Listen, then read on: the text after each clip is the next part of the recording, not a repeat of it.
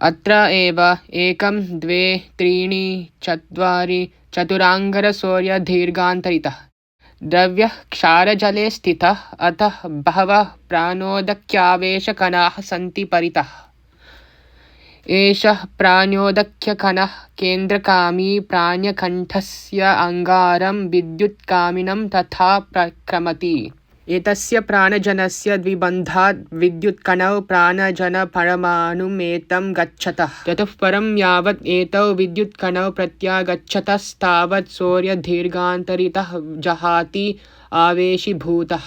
अतः एकी नारसार्यावेशकणः वर्तते न स्थिरः तदा जलघनानोः उद्रजनम् अपहरति तदा एकी नारसार्यो भवति। अथ अस्माकं 1 2 3 4 अपि च अस्माकं चतुराङ्गरप्राणोदक्यपल्लव्याम्ला वैशिष्यते।